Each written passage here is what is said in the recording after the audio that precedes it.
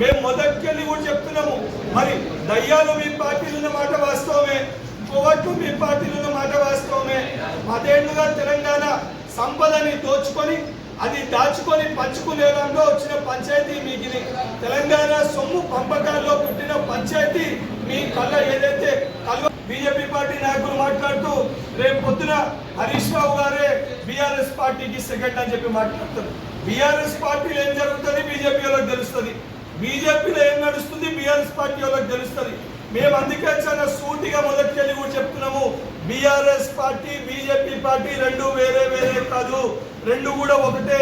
BRS party అంటేనే BJP రిస్తదార్ సమితి, వీళ్ళ ఇద్దరి ఏదైతే కలయికనో చాలా స్పష్టంగా దానిపైన వేరే వాళ్ళు కాదు, బీఆర్ఎస్ పార్టీలో ఉన్న శాసన మండలి సభ్యురాలు స్వయాన కల్వకుంట్ల కుటుంబంలో కల్వకుంట్ల చంద్రశేఖరరావు గారి కూతురే చాలా సూటిగా ఇవాళ అంశాల్ని ప్రస్తావించడం జరిగింది. ఇప్పటికన్నా నిజంగా బీజేపీ పార్టీ నాయకులకి బీజేపీ పార్టీ రాష్ట్ర అధ్యక్షుడికి నిజంగా మీకు ధైర్యం ఉంటే మీరు చాలా స్పష్టంగా బలంగా బీఆర్ఎస్ పార్టీ కుటుంబంలో మేము ఎవరిని కూడా చేర్చుకోమని చెప్పే ధైర్యం మీకు లేదు.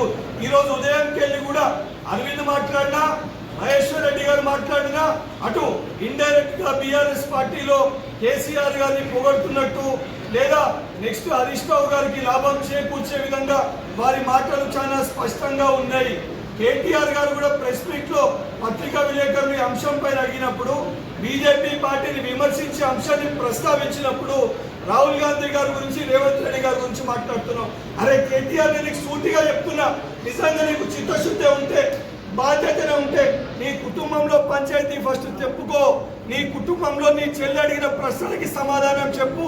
ఈరోజు ప్రజలు అనుకునేది, మేము ప్రశ్నించేది, నీ కుటుంబంలో మీ పార్టీలో ఉన్న ఎమ్మెల్సీ స్వయాన నీ చెల్లె ఈరోజు నిన్ను మీ తండ్రి గారిని ప్రశ్నిస్తుంది. సొంత మీ చెల్లెకి సమయం ఇయ్యని మాజీ ముఖ్యమంత్రి కేసీఆర్ ప్రజల సమస్యలు కానీ ప్రజలకి సమయం ఇచ్చే పరిస్థితి ఉందా? ఆయనకి ప్రధాన ప్రతిపక్ష నాయకుని హోదాలో ఆయన ఉండడం ఈరోజు అవసరమా అని చెప్పి ప్రజల్లో కూడా ఒక సందేహం నెలకొన్నది. ఇప్పటికన్నా బాధ్యతతోటి చిత్తశుద్ధితోటి నువ్వు చెప్పిన కోవట్లు ఎవరు?